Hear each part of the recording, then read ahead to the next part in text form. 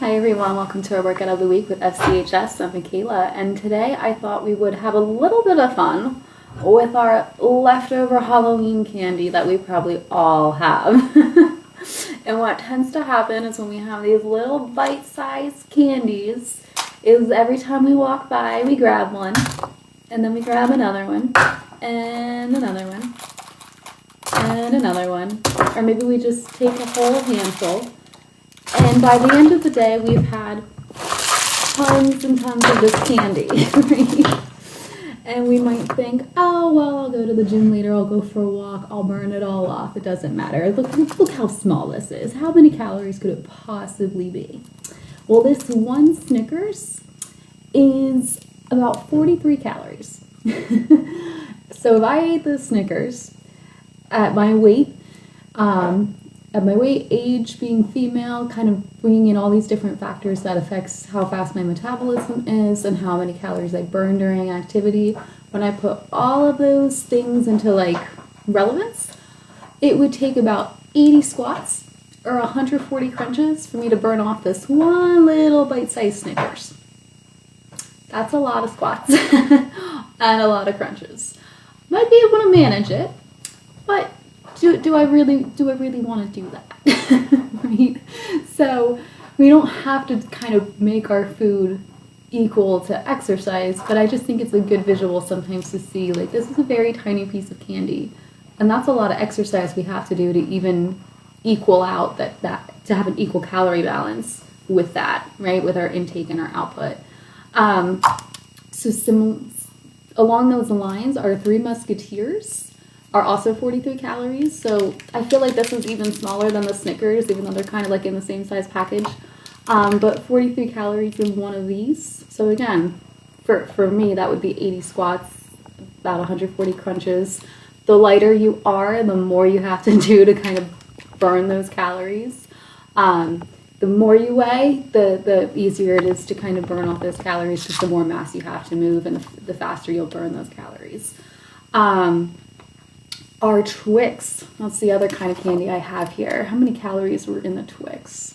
50 calories for one Twix. This is a little bit bigger, so I feel like the 6 minutes of jumping jacks I would have to do to burn this off might be worth it. It's a decent sized Twix. It's not a full-size bar, but you know, I could do 6 minutes of jumping jacks.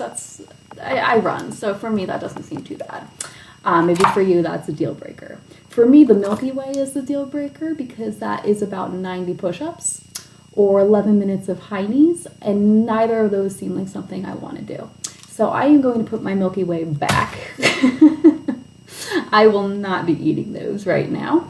But just to kind of give you guys a nice little visual of how things kind of add up throughout the day. If we keep eating all this candy, it is going to be a lot of calories, right? Let's just round it up and just say each one is about 50 calories a piece, right? And I have a handful, one handful of candy here is 1, 2, 3, 4, 5, 6 pieces, right? If I'm just grabbing out of the bowl. And I have small hands and still about 6 pieces. So that's about a lot of calories. I'm not good at math. Whoever is good at math watching this video, you can put in the comments how many calories that would be.